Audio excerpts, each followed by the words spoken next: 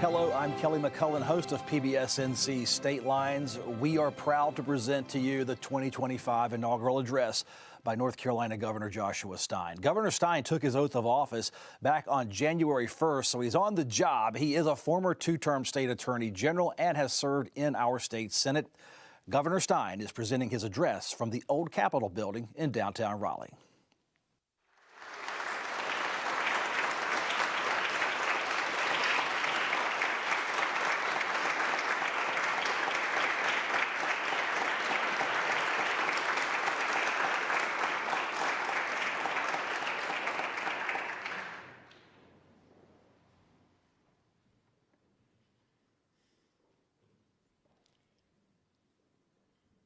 We will wait for the television.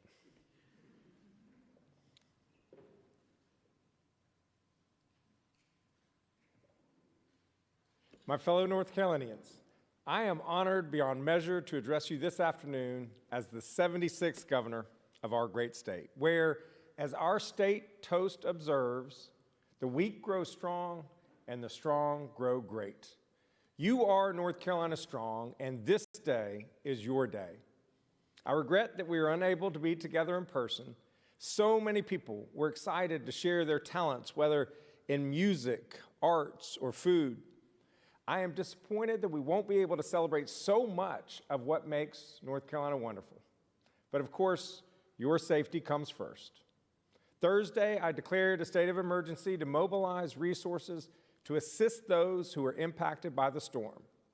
In many places, the roads remain slick, and I encourage everyone to exercise caution and stay tuned to your local weather channel.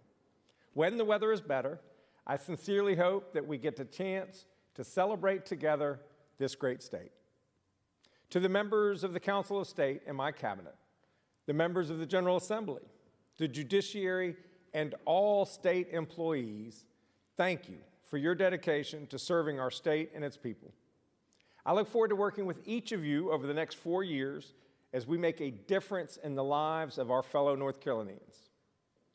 Governor Cooper, thank you for your 8 years of excellent and steady leadership. You've governed with wisdom and compassion and have left North Carolina stronger than when you took office. And on a personal level, thank you for your friendship these past 25 years. To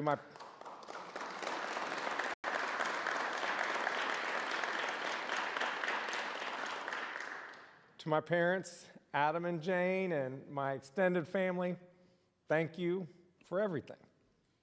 And finally, to my wife, our new First Lady,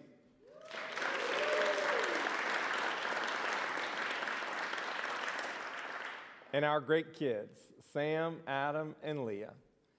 I love you, and thank God for you all each and every day. You bring Anna and me such joy. I am speaking to you this morning from the North Carolina State Capitol, our state's second state capitol. North Carolina's first state house here burned to the ground in a calamitous construction accident nearly 200 years ago. Even while the flames were raging, it quickly became clear who we are as North Carolinians. Quick-thinking bystanders rushed into the building to save most of the official archives and the portrait of George Washington that still hangs in this House chamber to this day. The churches that surround the Capitol immediately offered their buildings to the General Assembly to use. And within a decade, from those ashes, North Carolinians had raised this mighty structure built of stone quarried from our soil. Tragedy is not new to our state, but neither is goodness. Neither is resilience. 85 years after that fire in 1916, a terrible storm brought record rainfall and torrential floods to western North Carolina. In Morganton, the Catawba River rose rapidly, trapping Mr. J.L. Duckworth on the roof of his store. Onlookers quickly raised thousands of dollars as a reward for anyone who would risk his or her own life to save Mr. Duckworth. Will Clark stepped up. He assembled a rescue vessel, paddled down angry and dangerous currents, and snatched Mr. J.L. Duckworth off of his roof.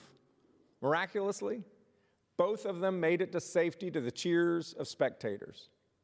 When offered that promised reward, Will Clark refused it, saying he was willing to risk his life not for money, but for his neighbor.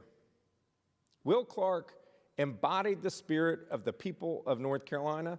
Today, that spirit is still strong. Last September, another terrible storm struck western North Carolina.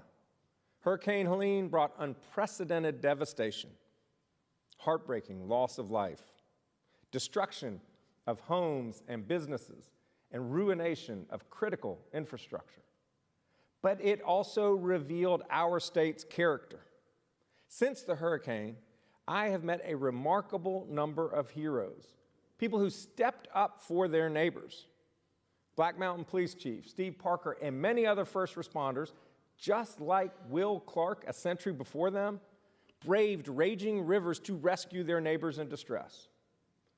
Terrell Evans, the owner of WPTL, Canton's local AM radio station, hardly left her post so she could broadcast essential information to the desperate people of Haywood County. Ashley Gallagher, a Watauga County small business owner, turned her indoor skate park into a distribution center for food, water, clothing, heaters, and building supplies for her neighbors. Amy Davis and her family provided tens of thousands of meals to hungry McDowell County neighbors from their country store and cafe in Old Fort. Ashley Cook and Freddie Carpenter hauled food, propane tanks, heaters, and anything else that the people in Avery County needed. And by the way, none of the individuals I met cared a whit about the party registration of the person they were helping. It never entered their minds. They just stepped up helping neighbors. Truly, I could stand here all day and list heroes who performed acts of courage and decency in ways large and small. My point is this: our people are good and they are ready to meet any challenge. They are North Carolina strong. North Carolina strong means supporting our neighbors in Western North Carolina the same way that they are supporting each other. We must fast track getting people back into their homes as quickly as possible. We must support small business owners so they can keep powering our economy for the decades to come. And we must rebuild water systems, roads, bridges, and dams so they are resilient and can withstand future natural disasters. That's why each of my first 6 executive orders cut through red tape to help people rebuild quicker. This past Tuesday, I met Miss Grooms in McDowell County. She had lost everything to the floods. Now, as she rebuilds, she's living in a temporary home on her own property so she can be safe and warm. We have so much more work to do, and I am committed to doing it arm in arm with our friends in Western North Carolina for as long as it takes.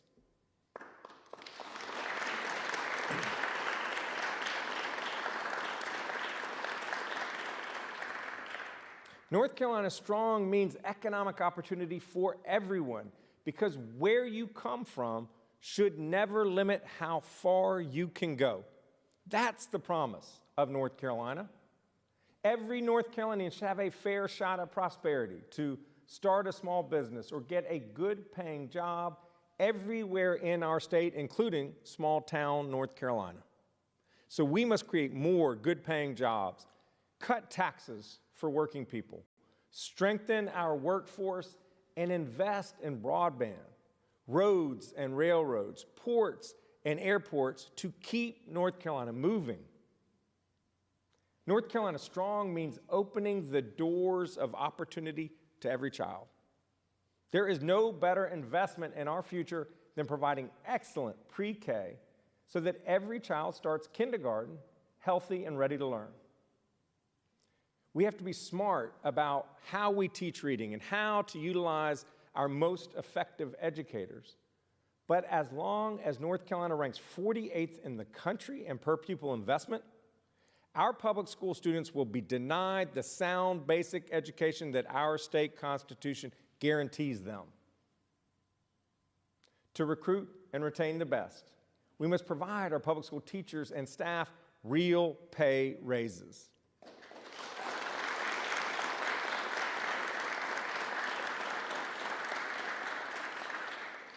Our community colleges and universities are among the best in the nation. We must keep them that way and continue to innovate to meet students' needs in a rapidly changing world.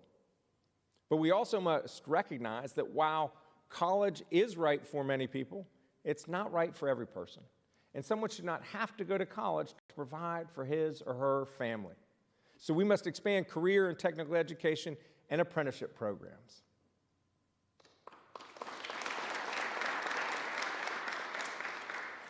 North Carolina Strong means keeping people safe. No one should worry when their kids are at school or at play, or whether their loved ones are safe when they are at work or at worship. That's why we need more well-trained law enforcement officers in our neighborhoods keeping our families safe. And we must keep up our fight against the fentanyl crisis to protect families from the heartbreak of overdose. Too many people are dying. So we must smash drug trafficking rings peddling this poison. We must also reduce stigma so that more people seek treatment. And I'm grateful to Anna, our First Lady, for embracing people suffering from the chronic diseases of substance use disorder and mental illness.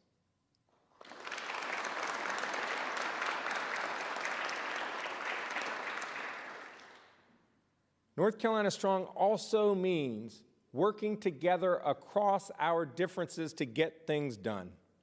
And so to the members of the General Assembly, I say, let's work together. We have real problems to solve, and we do not have time to settle petty political scores or fight divisive culture wars.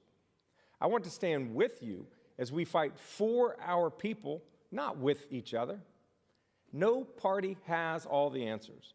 Good ideas do not come with party labels. When we work together, we are stronger, and there is no limit to what we can accomplish for the good of the people of this state.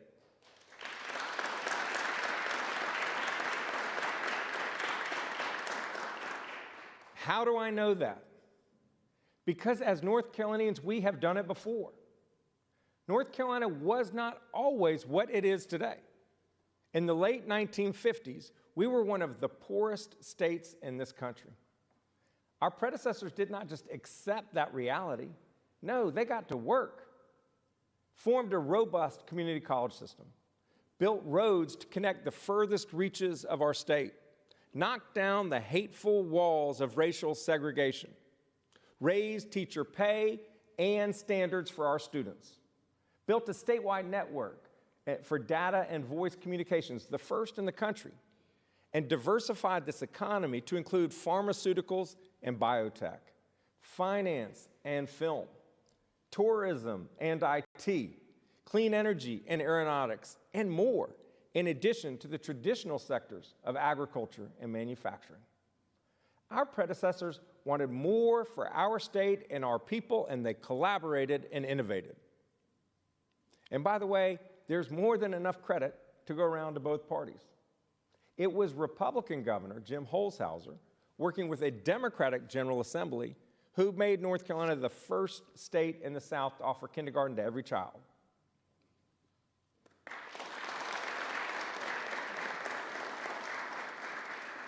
It was Democratic Governor Roy Cooper, working with a Republican General Assembly, who provided insurance coverage to 600,000 of our neighbors, improving their health and strengthening our health care system.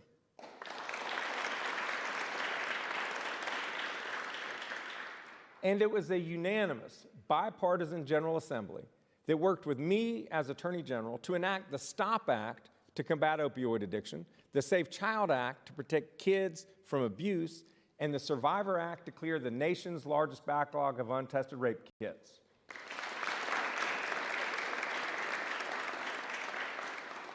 We have worked across the aisle together for the good of our people before. Let's do it again.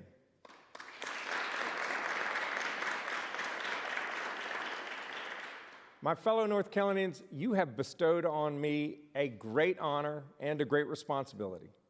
And whether or not I earned your vote in the past election, I am committed to earning your trust by working hard for you every day as your governor. With my faith guiding me and your spirit inspiring me, I stand before you today ready and eager for the work ahead. We must overcome the unprecedented storm that ravaged our state and the everyday struggles that impact our neighbors, and we will. After all, here in North Carolina, we have overcome fires and floods, poverty and plagues, recessions and racial segregation. When we see our neighbors stuck on a roof, we don't run, we build a boat and row. So friends, let us meet this moment and let's build. Let's build an economy that works for everyone and in every corner of this state. Let's build safe communities and strong schools. Let's rebuild Western North Carolina, and let's build a better and brighter future for our children together. We can do it, and we will do it because we are North Carolina strong. Thank you. May God bless you, and may God bless the state that we all love. Thank you.